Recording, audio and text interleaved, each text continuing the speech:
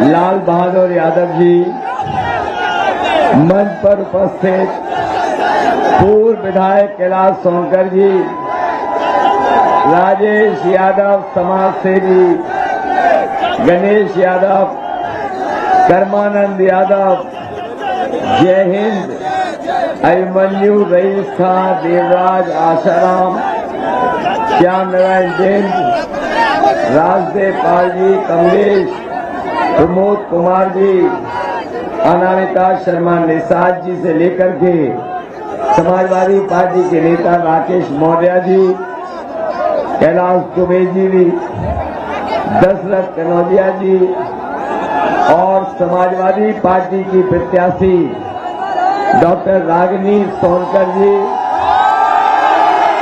मंच पर उपस्थित हमारे सभी समाजवादी नेता, उपस्थित सभी गठबंधन के हमारे साथी और इस चुनावी जनसभा में आए हुए बड़ी संख्या में हमारे सभी बुजुर्ग, किसान भाई, मजदूर, नौजवान साथी, माताएं, बहनें और पत्रकार बंधुओं, मैं सबसे पहले आप सबका बहुत बहुत धन्यवाद और आभार प्रकट करना चाहता हूं। जिस मैदान में ये कार्यक्रम हो रहा है, मैं देख रहा हूं पूरा मैदान हमें आगे से पीछे भरा दिखाई दे रहा है और ऐसा लग रहा है कि मंच के बाईं तरफ भी एक सभा चल रही है और छोटी सभा दाईं तरफ चल रही है। हमारे बहुत जिम्मेदार सांस्कृतिक प्रकोष्ठ और हमारे नेता कार्यकर्ता जो छोटे मंच में दिखाई दे रहे हैं, वहीं हमें बड़ी संख्या में छतों पे खड़े हुए और बैठे हुए नौजवान दिखाई दे रहे हैं और मैं देख रहा हूं कुछ लोग नारा लिख करके आए हैं। ये जो नारा लिख करके लाए हैं, लहर बड़ी करारी है, साइकिल, ऐसा लग रहा है कि जौनपुर में इस बार किसी का खाता खुलने वाला नहीं है और मछली शहर के लोगों ने भी लगता अपना मन बना लिया है। ये जो समर्थन दिखाई दे रहा है और समर्थन के साथ साथ ये जो जोश और उत्साह है, ये बता रहा है कि 7 तारीख को समाजवादी पार्टी चुनाव चिन्ह साइकिल जीतने जा रही है। पहले चरण से आपने चुनाव देख लिया है। पहले चरण से ही चुनाव लगातार आगे बढ़ रहा है और जैसे जैसे चुनाव आगे बढ़ता नजर आ रहा है, जनता का समर्थन समाजवादी पार्टी और गठबंधन के पक्ष में बढ़ता हुआ नजर आ रहा है। मुझे लगता है कि 6वें चरण का कल जब वोट पड़ जाएगा तो 7वें चरण में जनता ऐसा वोट डालने जा रही है,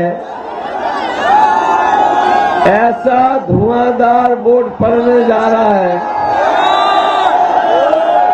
कि धुआं उड़ाने वाले धुआं धुआं हो जाएंगे। इधर आपने देखा होगा बीजेपी का कोई देश का नेता बचा नहीं जो उत्तर प्रदेश में ना आ गया हो। बताओ आ गए सब नेता कि नहीं आ गए? इन नेताओं के भाषण सुने होंगे आपने, इनके नेताओं के भाषण सुन लिए कि नहीं सुन लिए? कहने को तो बीजेपी अपने आप को दावा करती है कि दुनिया में सबसे बड़ी पार्टी है, लेकिन जब इनके नेताओं के भाषण हम लोग सुनते हैं और जब उन भाषणों में कही हुई बातों का हम आकलन करते हैं तो मुझे तो ये लगता है कि दुनिया की सबसे झूठी पार्टी अगर कोई है तो वो भारतीय जनता पार्टी है। बताओ ये झूठ बोलते हैं कि नहीं बोलते हैं? याद है जब इन्होंने कहा था कि हमारे किसान भाइयों की आय दोगुनी हो जाएगी। बताओ किसान भाइयों, किसी की आय दोगुनी हो गई? और ये सब हमें नौजवान दिखाई दे रहे हैं, किसान परिवार के हैं। बताओ किसान भाइयों और नौजवान साथियों, किसी की आय दोगुनी हो गई? और खाद मिल गई क्या आपको? डीएपी मिल गई थी क्या? और जब खाद की बोरी देखी होगी तो बताओ 5 किलो चोरी हो गई कि नहीं हो गई? कभी कभी मैं सोचता हूं ये बीजेपी वाले 5 किलो की चोरी कहां से सीखे होंगे।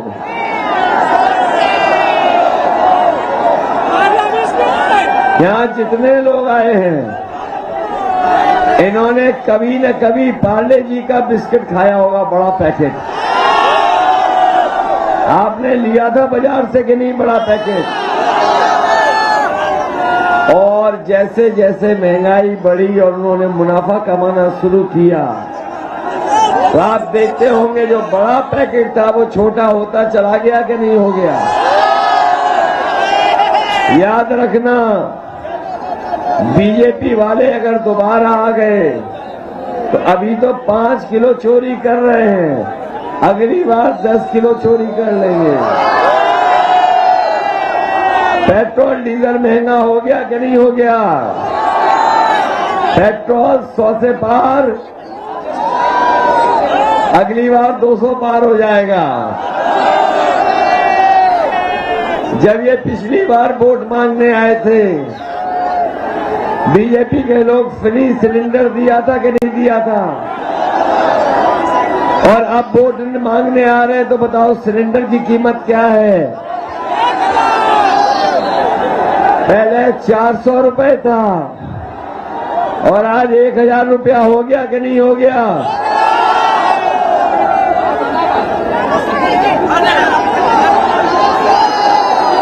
इनके एक नेता जब प्रचार करने निकले, एक नेता जब इनके प्रचार करने निकले, घर घर जा रहे थे, घर घर जाकर के डोर टू डोर प्रचार कर रहे थे और हमने आपने देखा कि वो पर्चा बांट रहे थे और दूर से लगा कि पर्चा बांट रहे थे कि थूक बांट रहे थे। और उन्होंने लैपटॉप वाली बात को याद है कि नहीं याद है? जब से उन्होंने लैपटॉप देने की बात की है, जनता लैपटॉप को सोच करके लोटपोट हो जा रही है। क्या कह रहे थे वो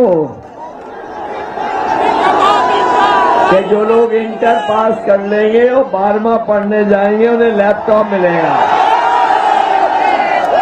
अरे शुक्र है उन्होंने ये नहीं कहा कि इंटर पास करने के बाद जो 10वें में जाएगा उसे लैपटॉप मिलेगा। ये मैं हाथों में स्मार्टफोन देख रहा हूं,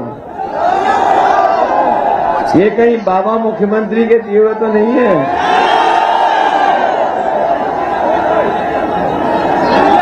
वो तो कह रहे कि 2 करोड़ बांट दिया,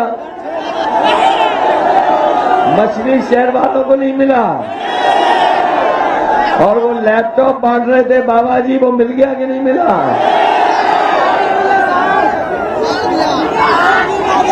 कभी सोचो क्यों नहीं दे रहे आपको? क्योंकि बाबा मुख्यमंत्री लैपटॉप और स्मार्टफोन चलाना नहीं जानते। इस बार तो नहीं धोखा खाने वाले, नौजवानों ने 5 साल इंतजार किया। हमारे नौजवान जितने खड़े हैं, बताओ 5 साल से इंतजार कर रहे थे कि नहीं कर रहे थे नौकरी और रोजगार के लिए? अब और 5 साल तो नहीं इंतजार करना चाहते हो? इसलिए समाजवादी पार्टी ने तय किया है, ये जो गर्मी निकालने की बात कर रहे थे,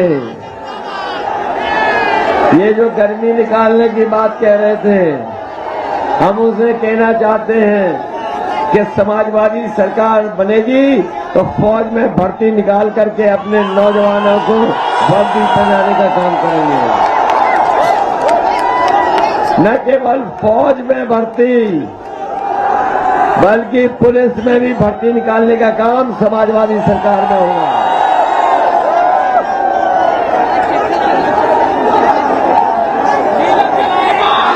न केवल भर्ती, हमारे नौजवान सुबह से दौड़ करके तैयारी करना चाहते हैं, करते हैं तैयारी। बताओ 3 साल से धोखा मिला कि नहीं मिला? 3 साल में कोई भर्ती हुई आपकी फौज में? और आपकी उम्र भी बढ़ गई। हम अपने नौजवानों को कह के जा रहे हैं, समाजवादी सरकार बनेगी तो आयु की सीमा में छूट देनी पड़ेगी, तो उत्तर प्रदेश की तरफ से छूट देने का काम करेंगे। न केवल उत्तर प्रदेश में, बल्कि दिल्ली सरकार से भी कहेंगे कि उन्होंने लॉकडाउन लगाया, बीमारी आ गई, इसलिए हमारे नौजवानों को कम से कम एक बार आयु सीमा की छूट फौज में भी मिलनी चाहिए। ये नौजवान जानते होंगे जिस तरीके से बेरोजगारी बढ़ी है, और हमारे बाबा मुख्यमंत्री ने 5 साल से किसी को नौकरी नहीं दी, और ये पढ़े लिखे बीएड टेट वाले जानते होंगे। बताओ 11 लाख पद खाली हैं सरकार में कि नहीं खाली हैं?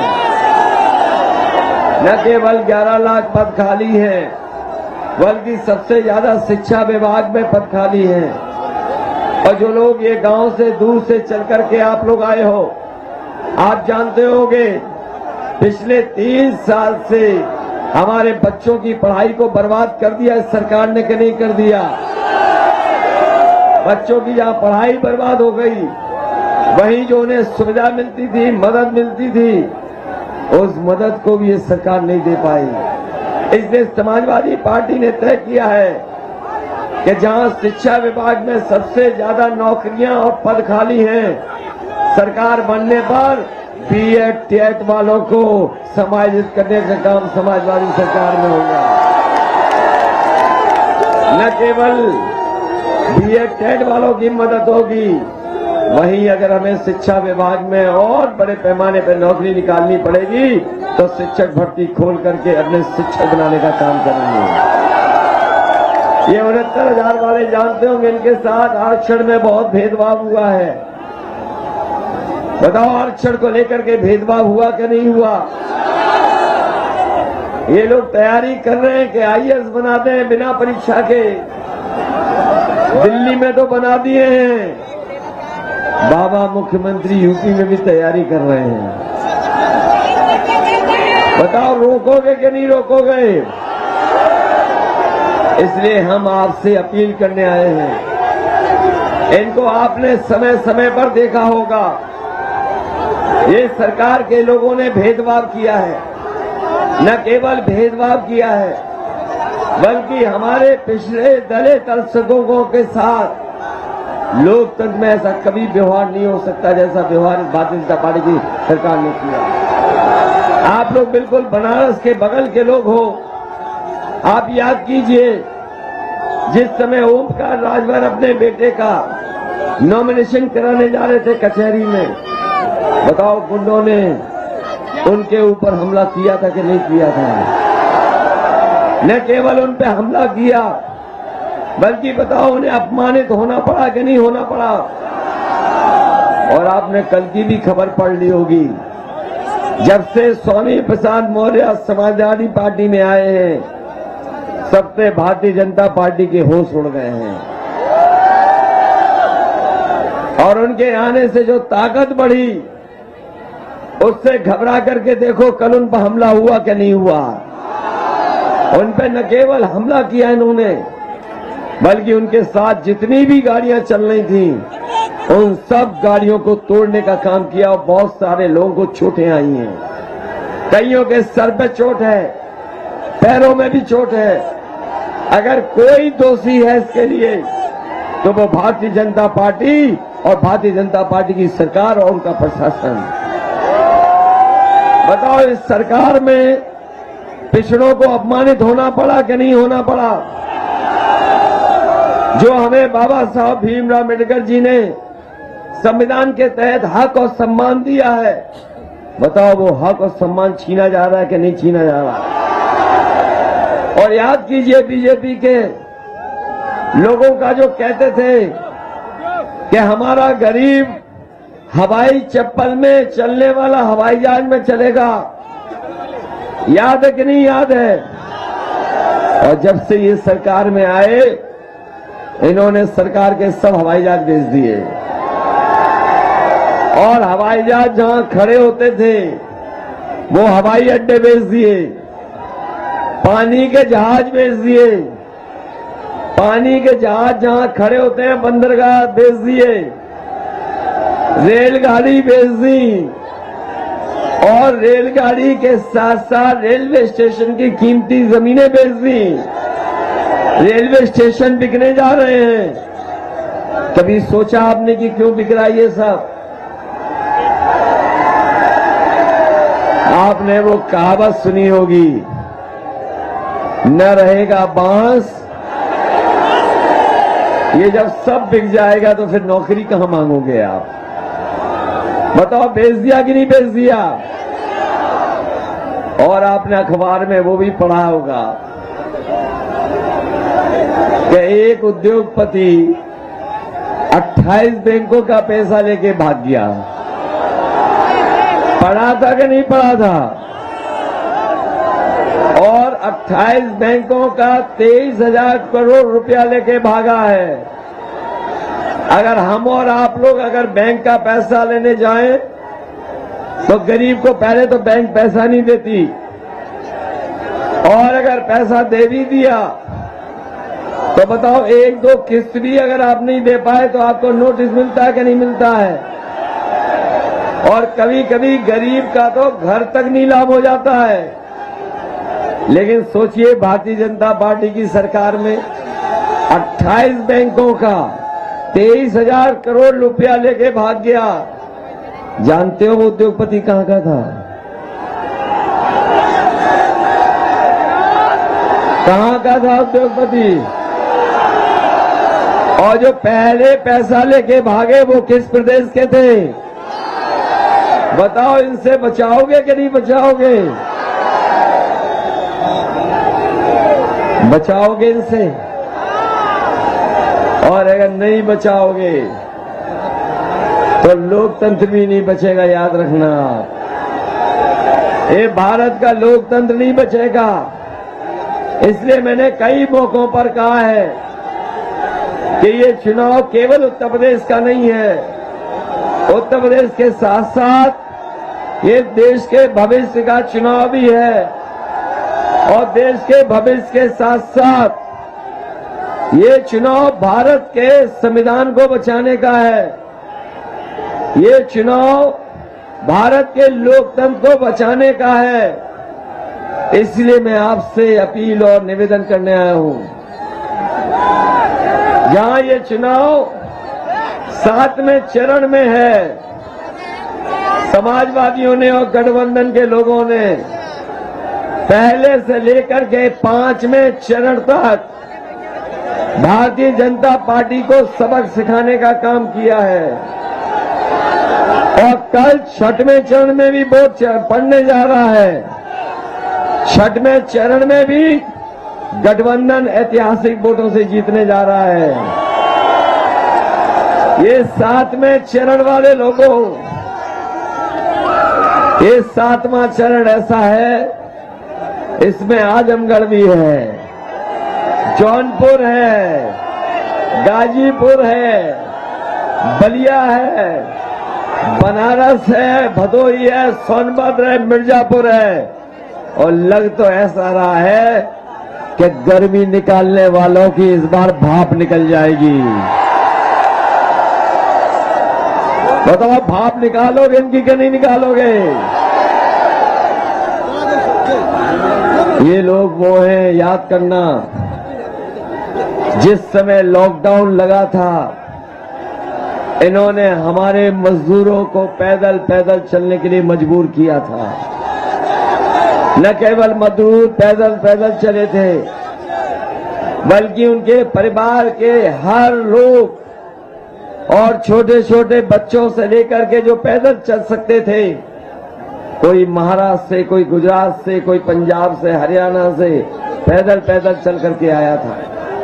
बहुत से लोगों की जान चली गई, किसी की मदद भारतीय जनता पार्टी ने नहीं की। अगर उस समय मजदूरों की किसी ने मदद की थी तो वो समाजवादी पार्टी थी जिन्होंने मदद करने का काम किया था।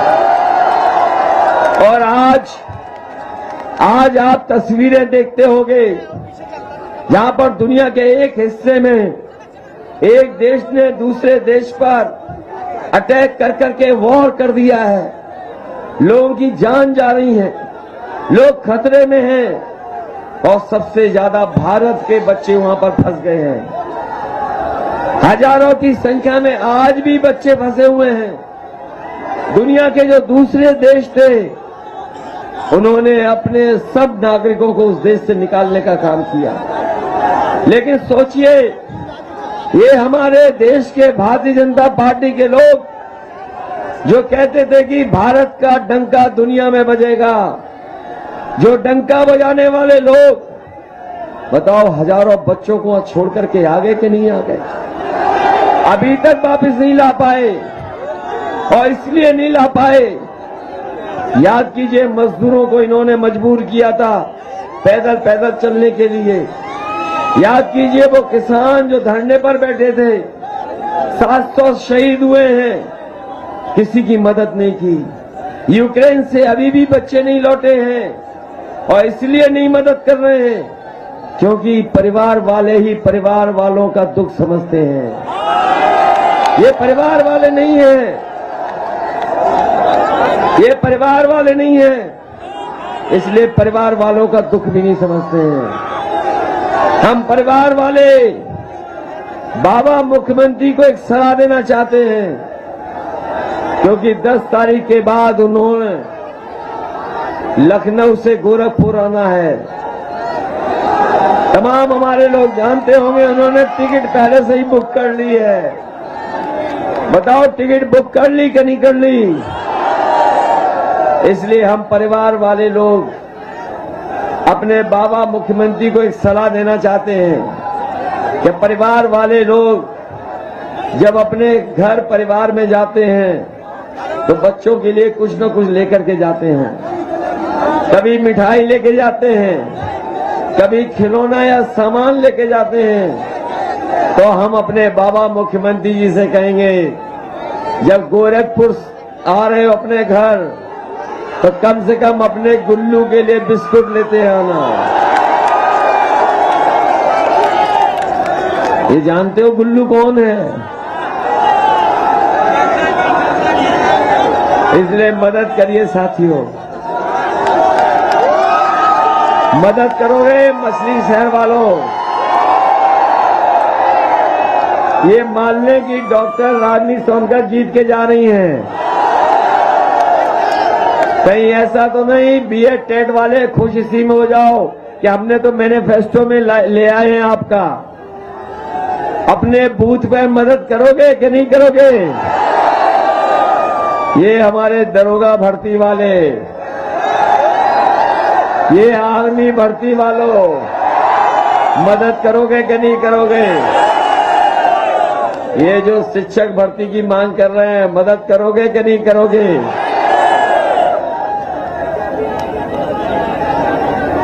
इसका मतलब जौनपुर में बीजेपी शून्य होने जा रही है। हरा दोगे कि नहीं हरा दोगे बीजेपी को? और ये भूल तो नहीं जाओगे कि लॉकडाउन में पैदल पैदल चल करके मजदूर आए थे और आपने बीजेपी की हालत देख ली। हालत देख ली बीजेपी के, नहीं देख ली? इनके प्रत्याशी कैसे वोट मांग रहे हैं? कई लोग दंडवत होके वोट मांग रहे हैं। एक बीजेपी का प्रत्याशी कान पकड़ करके उठक बैठक लगा रहा है। एक सुनने में आया बीजेपी का प्रत्याशी तेल मालिश करके वोट मांग रहा है। मैं उन्हें कहना चाहता हूं कि बीजेपी के लोग चाहे 700 बार कान पकड़ करके उठक बैठक लगा ले, तब भी यहां का किसान और नौजवान इन्हें माफ करने वाला नहीं है। बताओ, माफ तो नहीं कर दोगे? इन्हें साफ कर दोगे कि नहीं कर दोगे? और समाजवादी पार्टी कह के जा रही है आपसे, सरकार बनेगी तो 300 यूनिट फ्री बिजली मिलेगी, कोई बिल नहीं देना पड़ेगा। बिजली का बिल आता है तो करंट लगता है कि नहीं लगता है? आपको पुलिस से नोटिस मिली कि नहीं मिली? न केवल 300 यूनिट बिजली फ्री होगी, बल्कि हमारे किसानों की सिंचाई भी माफ होगी, एक भी पैसा नहीं देना पड़ेगा। हम अपनी माताओं बहनों को कह के जा रहे हैं कि पहले 500 रुपए मिल रहा था समाजवादी पेंशन, इस सरकार ने बंद कर दिया। समाजवादी सरकार बनेगी तो अपनी माताओं बहनों को 1500 रुपए महीना और साल का 18,000 रुपए पेंशन देंगे। बताओ माता जी, मदद करोगी कि नहीं करोगी? सिलेंडर महंगा हो गया कि नहीं महंगा हो गया? वो सिलेंडर पे सामान रखा है कि नहीं रखा है?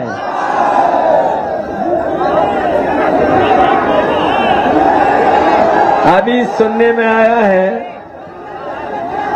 बीजेपी वाले राशन बांट रहे हैं। राशन पहले ये लोग राशन नवंबर तक दे रहे थे, फिर चुनाव हो गया मार्च में, तो अब कहने लगे मार्च तक राशन देंगे। ये पत्रकार साथियों, आप जानकारी कर लेना और ये मोबाइल वाले गूगल से पता कर लेना। इन्होंने न उत्तर प्रदेश के बजट में और न दिल्ली के, न यूपी के बजट में, न दिल्ली के बजट में हमारे गरीबों के राशन के लिए कोई पैसा रखा है। इन्होंने दोनों बजटों पे पैसा नहीं रखा है। इसलिए हम आपको गरीब किसान भाइयों माताओं बहनों बता के जा रहे हैं, समाजवादी सरकार बनेगी, आप मशीन पर साइकिल का बटन दबाओ और 5 साल राशन पाओ। केवल राशन नहीं, इधर सरसों का तेल महंगा हो गया कि नहीं हो गया? जब पिछली बार वोट दिया था तो बताओ कितने रुपए लीटर था? 40 रुपए लीटर था, और आज 200 रुपए हो गया कि नहीं हो गया? मैं अपने गरीबों को कह के जा रहा हूं कि समाजवादी सरकार बनने पर बच्चों के लिए दूध का मिल्क पाउडर और आपके लिए चाय बनाने के लिए मिल्क पाउडर 1 किलो फ्री दिया जाएगा। सरसों का तेल 1 लीटर फ्री, और हमारे गरीबों का भी स्वास्थ्य अच्छा हो, पौष्टिक भोजन के लिए 1 किलो घी भी फ्री दिया जाएगा। बीजेपी के लोगों ने हमारे गरीबों का मुंह मीठा भी नहीं करने दे रहे हैं। चीनी छीन ली कि नहीं छीन ली? इसलिए गरीबों को चीनी भी देने का काम समाजवादी सरकार में होगा। इधर कोरोना में आपने देखा होगा, बीमारी में जब सब कुछ बंद हो गया और कारोबार से लेकर के सब कुछ ठप हो गया, उस समय गरीबों की अगर कोई मदद कर रहा था तो बताओ एम्बुलेंस मदद कर रही थी कि नहीं कर रही थी? बताओ बाबा जी ने ये एम्बुलेंस बर्बाद कर दी क्या नहीं कर दी? एम्बुलेंस खराब हो गई कि नहीं हो गई? इसलिए जौनपुर के अपने गरीब किसान भाइयों को मैं कह के जा रहा हूं, समाजवादी सरकार बनेगी तो हमें एम्बुलेंस दोगुनी करनी पड़ेगी, तो करने का काम करेंगे। आपको मेडिकल कॉलेज दिया था, जौनपुर में मेडिकल कॉलेज दिया था। जो कोई भी जौनपुर गया होगा और कभी सड़क से निकला होगा तो बताओ आपने बड़ी बिल्डिंग देखी कि नहीं देखी? कब दिया था समाजवादियों ने? जब पुरानी सरकार थी। और 5 साल में भी ये बीजेपी के लोग मेडिकल कॉलेज को नहीं बना पाए। बताओ बना पाए क्या? और आपने देखा होगा दिल्ली वाले कैंची लेके आए और लखनऊ वालों ने फीता लगा लिया और उस आधुनिक खंडर का उद्घाटन कर दिया कि नहीं कर दिया? हम समाजवादी लोग कह के जा रहे हैं, समाजवादी सरकार बनेगी तो उस मेडिकल कॉलेज को पूरा करके और अपने गरीबों के लिए इलाज के लिए अगर सरकार से पैसा देना पड़ेगा तो पूरा पैसा देकर के अपने गरीबों का इलाज करने काम कर रहा है। और अब तो आपकी प्रत्याशी खुद ही डॉक्टर हैं। ये डॉक्टर है कि नहीं है?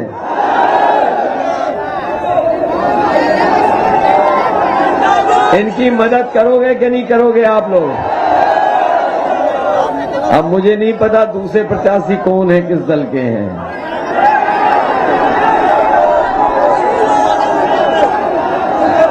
और बीजेपी वालों पे क्या भरोसा करोगे? बीजेपी वालों पे भरोसा करोगे? उन्होंने लैपटॉप देने की बात की, स्मार्टफोन देने की बात की, बताओ आपको मिला? अगर कोई चीज मिली तो मैं बता दूं क्या मिला आपको?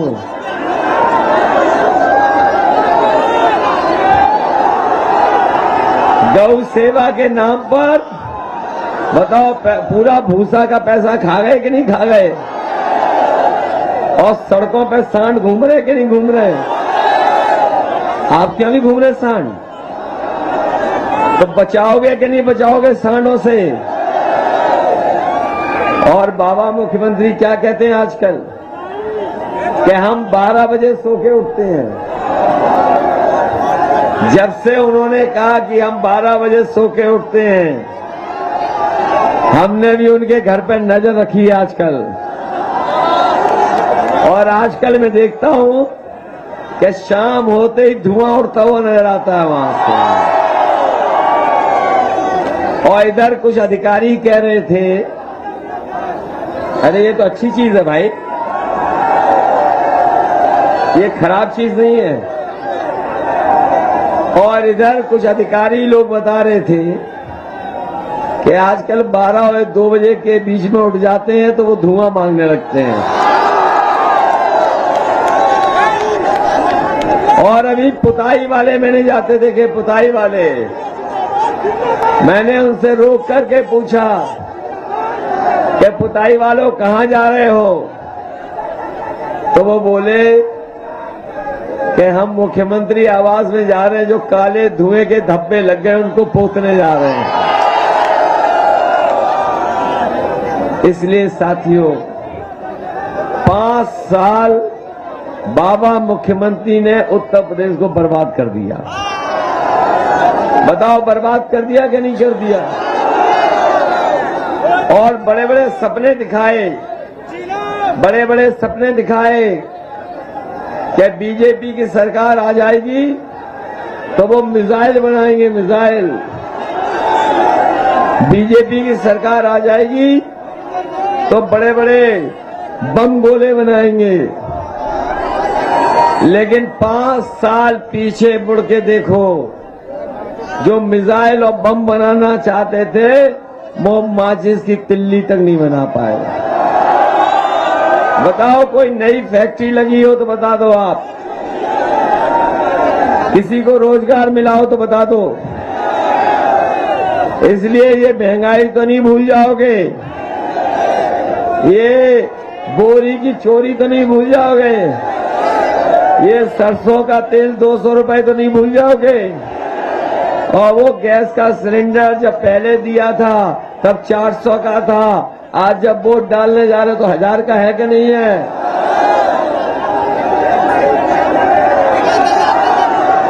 हमारे बीएड टेट वालों, वोट डालना तो नहीं भूलोगे। ये शिक्षक भर्ती वालों, बूथ को संभालोगे कि नहीं संभालोगे? हमारी माताएं बहनें मदद करोगे कि नहीं करोगी?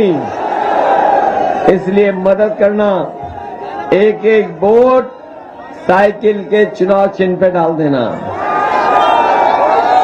बताओ अब कितने दिन बचे हैं? कितने दिन बचे हैं? अरे इन्हीं दिनों का तो इंतजार कर रहे थे हम लोग, इन्हीं दिनों का तो इंतजार कर रहे थे। 7 तारीख को वोट डालना है और 10 तारीख को आपका परिणाम आ रहा है।